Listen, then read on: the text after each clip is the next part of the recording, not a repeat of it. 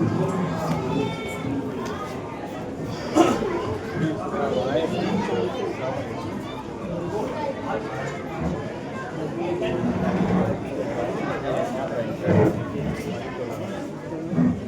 अलैकुम वरहमतुल्लाहि वबरकातुह।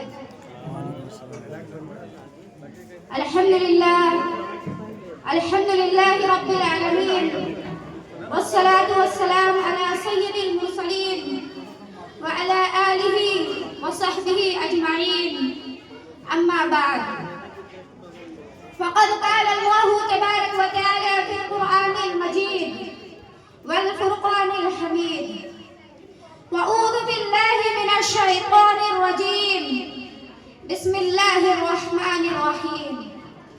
ज़ालिकल किताबु ला रैब फ़ीहि हुदल लिल मुत्तक़ीन।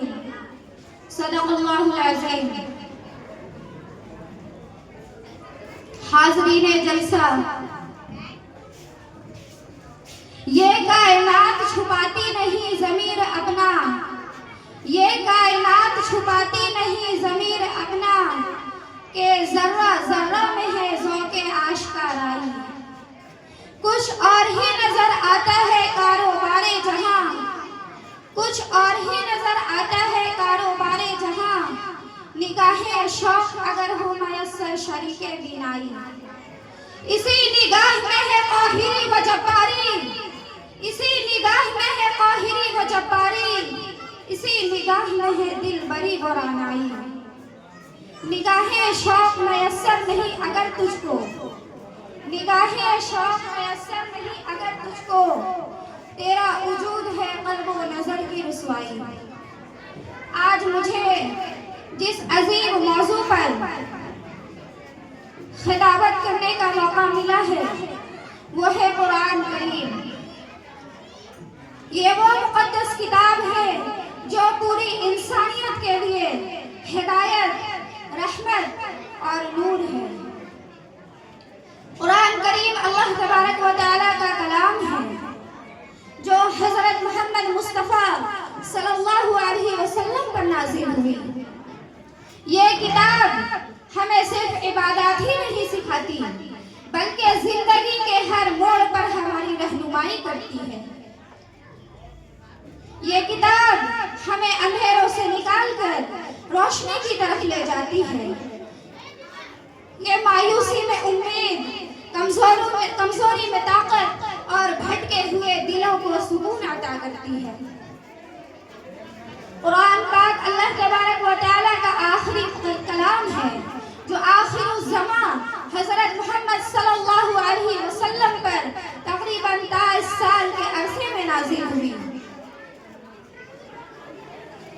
ये किताब किसी इंसान की लिखी हुई नहीं है बल्कि ये खुद रब्बे कायनात की है जो आज भी इसी तरह महफूज है जैसे नाज़िल हुई थी।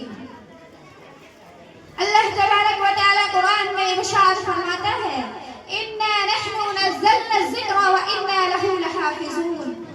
बेशक हमने ही इस कुरान को नाज़िल किया और हम ही इसकी हिफाजत करने वाले हैं। यही वजह है कि आज सदियों गुजरने के बावजूद ये कुरान बदला नहीं, मिटा नहीं और उसे मिटाया नहीं जा सकता। कुरान पाक सिर्फ तिलावत के लिए नाज़िल नहीं हुई बल्कि ये हिदायत के लिए आई है। कुरान हमें सिखाता है हम कौन हैं, हमें क्या करना चाहिए, हमें किधर जाना चाहिए, हमें जिंदगी कैसे गुजारनी चाहिए। कुरान करीम हमें बेहतरीन अखलाक सिखाता है। कुरान करीम हमें सच बोलना सिखाता है, वालिदैन की इताअत और फरमाबरदारी सिखाती है। एक मर्तबा हज़रत आयशा रज़ियल्लाहु ताला अन्हा से पूछा गया हमारे नबी सल्लल्लाहु अलैहि वसल्लम के अखलाक कैसे थे। फरमाया, काना खुलुकुल कुरान, यानी नबी का अखलाक कुरान करीम था।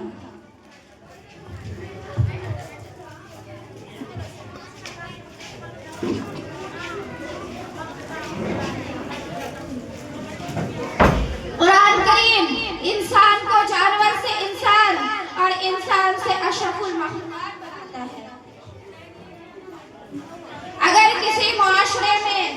जुल्म बढ़ जाए, बेहयाई आम हो जाए, तो समझ जाओ ये मुआशरा कुरान से बिल्कुल दूर होता चला जा रहा है।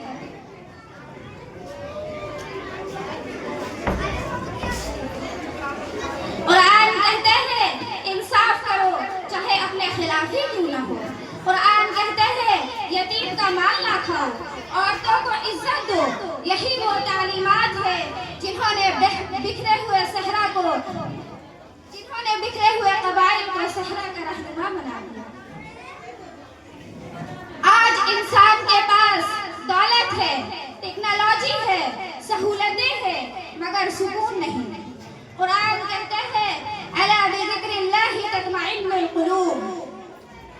कुरान ऐलान करता है आगाह हो जाओ, दिलों का सुकून अल्लाह के जिक्र में है। जो कुरान से जुड़ जाता है वो मायूस नहीं होता, वो टूटता नहीं, गिरता जरूर है मगर हारता नहीं। कुरान सिर्फ बूढ़ों की किताब नहीं, ये नौजवानों का इनकलाब है। हजरत अली रज़ी अल्लाहु अन्हु नौजवान थे, हजरत उसामा रज़ी अल्लाहु अन्हु नौजवान थे।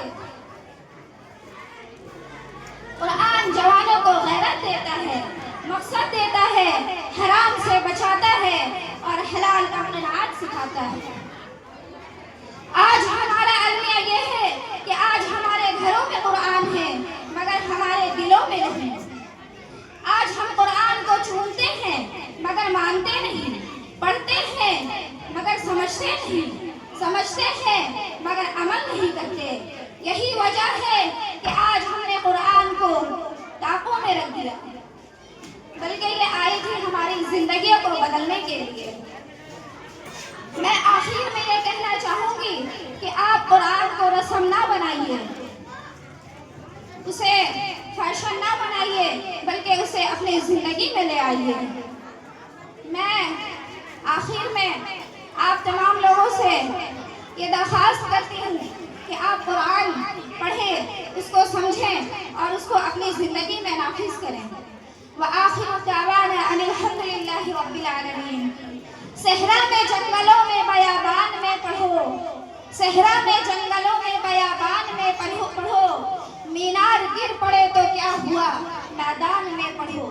ये बाखबर नजूमी तुम्हें क्या बताएगा, ये बाखबर नजूमी तुम्हें क्या बताएगा, कल क्या होने वाला है ये कुरान बताएगा।